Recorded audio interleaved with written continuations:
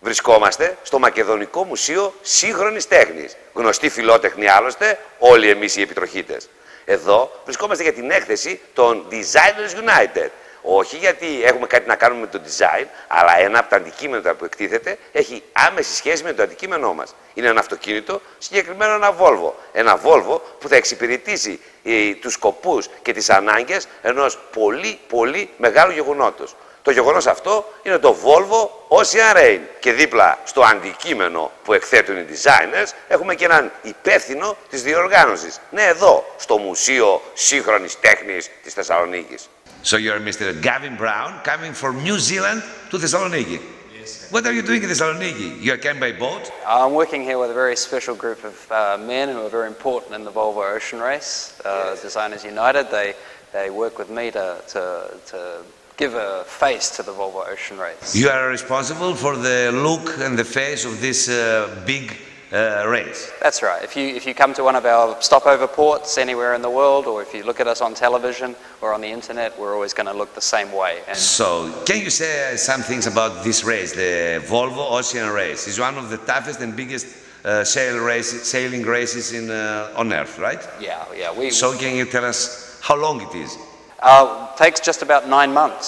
9 months to finish it. Yeah. Starting from? So we start at the end of October in Alicante in Spain, and then the fleet of boats goes through 9 stops before arriving in Galway in Ireland in July 2012. So it's just about 9 months. So you are going from Alicante, first stop? Cape Town. Cape Town. Africa. 6,000 miles. 6,500. 6,500 miles. That's more than 10,000 kilometers. Yeah. Because we know about kilometers, you know, we're on the road. And how many boats are you going to start this race? At the moment, we've got 6 confirmed boats in the... 6 confirmed boats. It's, I think it's a little bit expensive to participate because it's high tech, right? It's high tech. The crew costs a lot. It's a high risk business. So the crew is paid very well to do this job. And we're just working hard to maximize the number of boats we have on the start line in Alicante. Because we have a thought here, maybe we can participate. Can you tell us here, like Thessaloniki, the Macedonian Museum of Modern Arts, maybe will help us to participate? How much money we will need? But it depends on how determined you are to win. Okay, if you are by just 6-7 crews, you are going to win. Sorry, say. Yes, you have to try to win. So you have to prepare for winning the race. Or second, it's okay. You'd probably be looking at an investment of about 15 to 20 million euros to have a win. 20 million euros. It's okay. We will try it.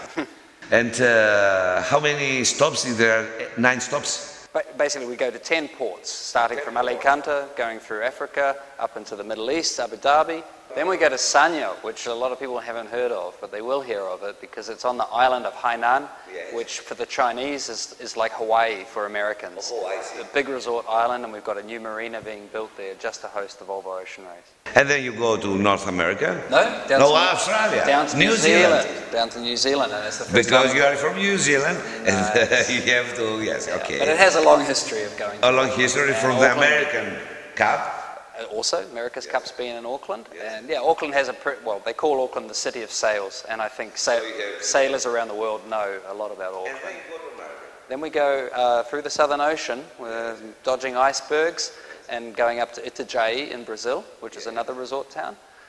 Then we go on to Miami, and then from Miami we do the transatlantic, where we arrive in Lisbon. In 9 months? No, by this time we're in about April. We arrive in Lisbon.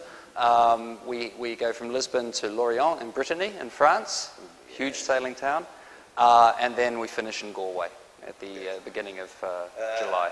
Who and why is participating to the Volvo Ocean race? Some very determined sailors. I think there's a lot of pride involved. There's a lot of internal rivalry in sailing. Really tough amateurs? No, they're professionals. All of them are professionals. Who is paying for the boat? Usually you've got a very motivated sponsor who wants to have business contacts in the markets that we're going to, so they're able to arrange their business activities with their marketing activities and somehow find a formula that work so that the teams can go around the world. And from which countries there are? Well, we've got a really exciting lineup. We've got a leading team from France who currently holds the world record for fastest circumnavigation of the world. That's Groupama, Frank Camas. We have a Spanish team called Camper with Emirates Team New Zealand, which has a team that's managed by the great Team New Zealand, known from the America's Cup. We also have Team Telefonica from Spain. We have a second Spanish team from that stable, which is currently unnamed, and we're going to release the identity in the near future. We have a team from Abu Dhabi, which is a startup team involving international sailors, as well as the first Arabic round-the-world sailor. And finally, we have Puma Ocean Racing, which was a standout performer, second place in the last Volvo Ocean Race, and they're coming back. They're going forward as an American team. That's a professional. All the crews are strictly very professional and very, how to say, used to be in these conditions, right? I think you'd be truly crazy to do it as an amateur. Yes, and you are very experienced, like American Cup. You are from Auckland, and you are now on the Volvo Ocean Race.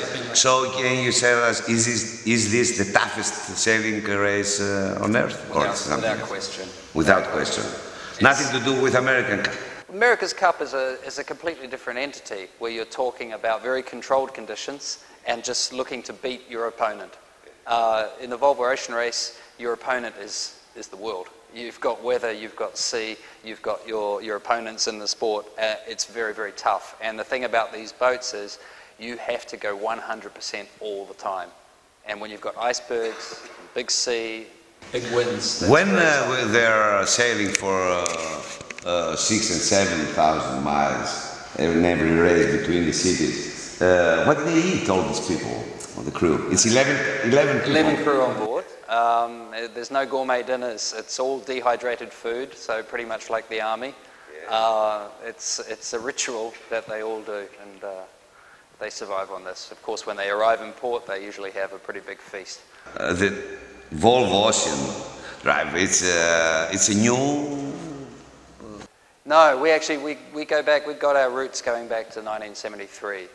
There was a race that started from Southampton as very much an amateur kind of endeavour. Can we do this? Can we get around the world and survive? And gradually it grew and grew and grew. So now we're in the 11th edition of this race, and the transformation has been enormous. Yes.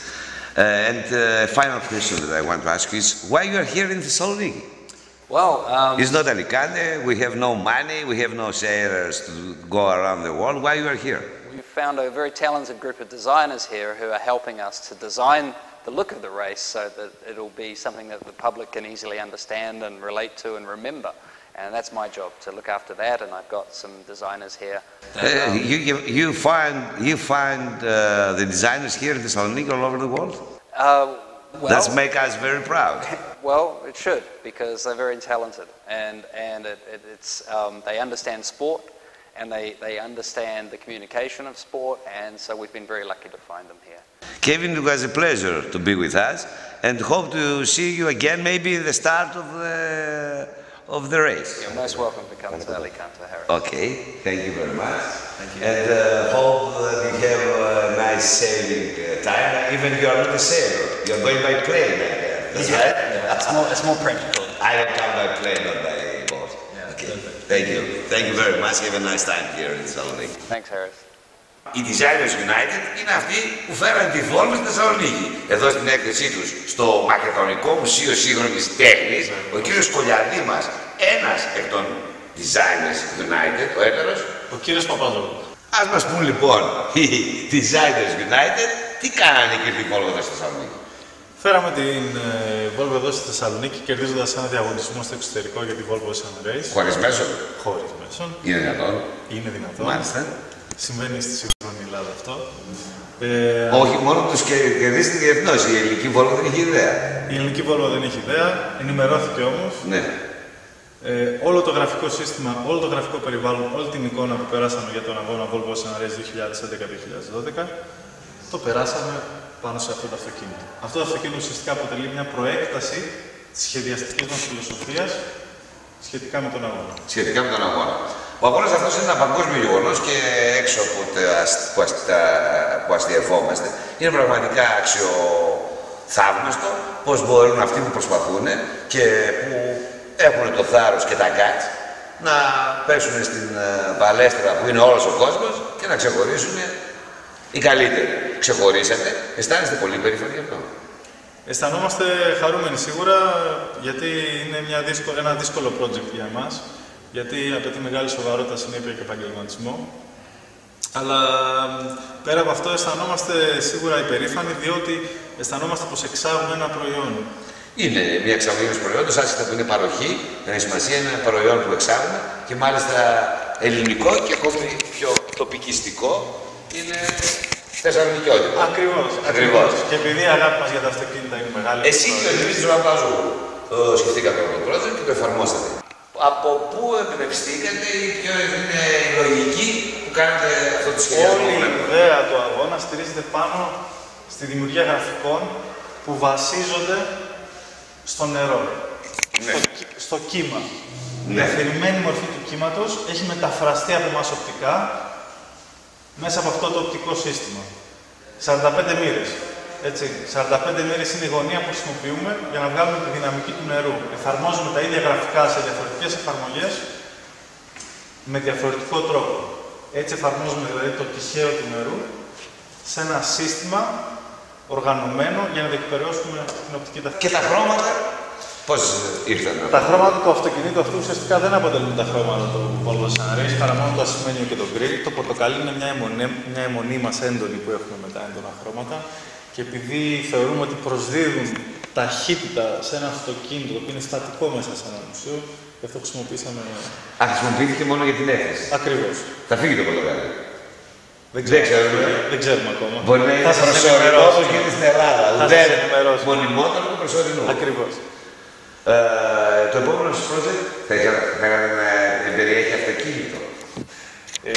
Προσωπικά εμένα τα αυτοκίνητα είναι η μεγάλη μου αγάπη από μικρός, όχι όμως με την έννοια την παρεξηγημένη, με την έννοια της αυτοκίνησης, πραγματικής δηλαδή σαν μέσο ελευθερίας και σαν μέσο έκφρασης. Και είναι μεγάλη χαρά που μας δόθηκε η ευκαιρία να κάνουμε ένα πραγματικά έργο τέχνης χρησιμοποιώντας σαν καμβά το αυτοκίνητο. Κύριε Κολιαδρύπα, μας κάνετε περήφανους που φέρατε μια εξαγώγημη δουλειά στην αυτοκίνηση, ειδικά εδώ στη Θεσσαλονίκη, και θα μας κάνετε και χαρούμενος αν μας δώσετε το αυτοκινητάκι να κάνουμε και μια βόλτα. Βεβαίως.